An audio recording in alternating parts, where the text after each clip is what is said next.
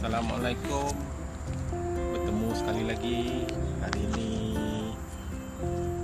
saya nak fokus kepada pokok rambutan yang saya tanam tepi rumah, dan sudah buah ni ada 2-3 buah tangkai.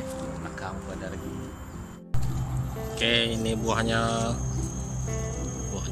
rambutan ini satu tangkai.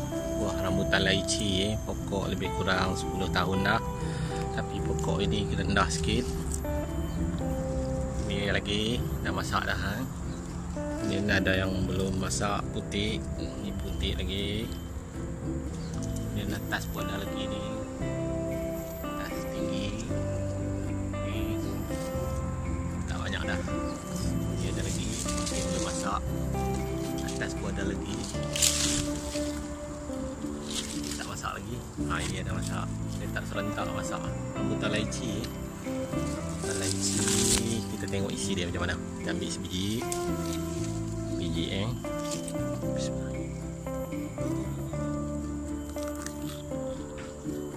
Okay, ini isinya. Rambutan laici.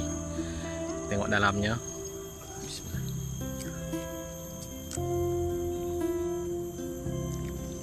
Lihat. Dalamnya manis, lekang.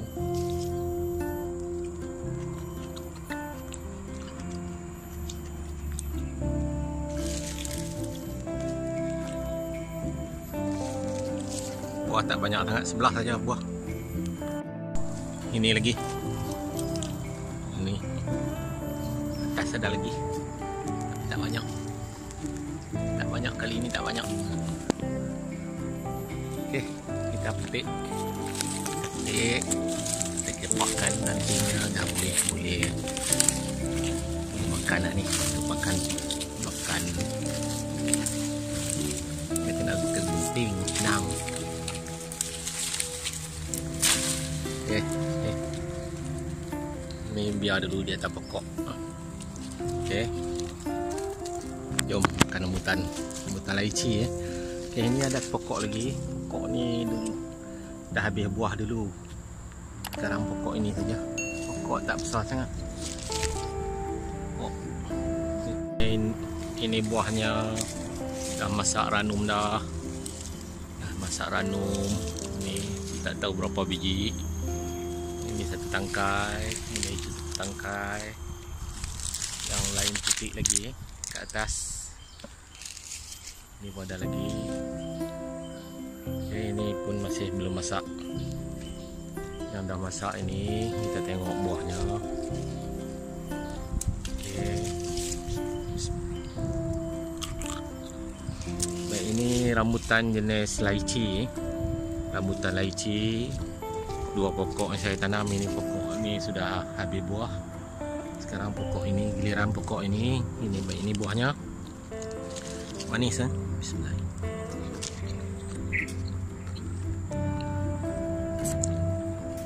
Okey, manis.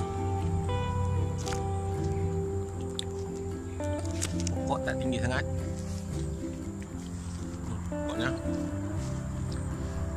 buah tak banyak sangat, sebelah saja. Okey.